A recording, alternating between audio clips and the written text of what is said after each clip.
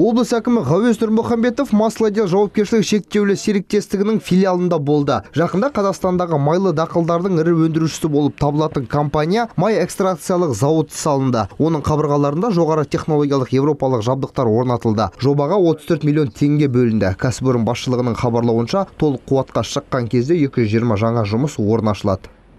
Вот. Оборудование все есть, да? Все у нас смонтировано, мы его, если вам будет интересно, зайдем.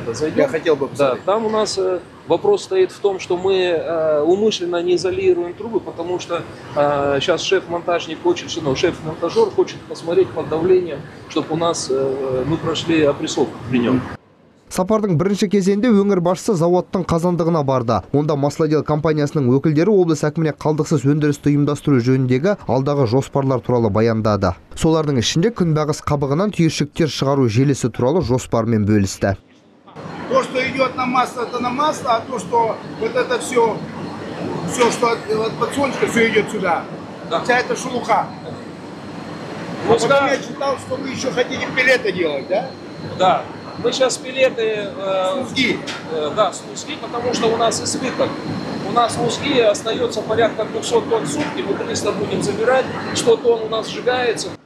Маслодел жауапкершілігі шектеулі серіктестігі өңір мен Қазақстанның сүт және май саласын дамытуға жан-жақты көмектесуге септігін тигізеді. Мұны компанияның бастамалары да растайды. Серіктестіктің бас директоры Павел Селиванов облыс басшысына пальма майларына негізделген майларды импорттауға қарсы серіктестік қабылдап жатқан шараларда осы бағытта жүргізіліп жатқан зерттеулер туралы хабарлады. Кездесу барысында өңір басшысы кәсіпорынның негізгі бөлімшелеріне барып, жұмысшылармен тілдесті. Престеу цехында майлы дақылдарды өңдеу процесімен танысты. Маслодел жауапкершілігі шектеулі серіктестігінің қызметкерлері хабарлағандай, қазіргі уақытта олар тәулігіне 400 тоннаға дейін тұқым қабылдайды. Бұл көлем 600 тонна май алу үшін жеткілікті. Сколько? 8 этажей. 8. И на каждом этаже оборудование, да? Да. Это первичная очистка. Да. Это с верхним этажем, на 8. Да, это 5-й этаж. 5. Первичная очистка. Очищается крупный сор здесь. Затем у нас начинается этап обрушения и очистки.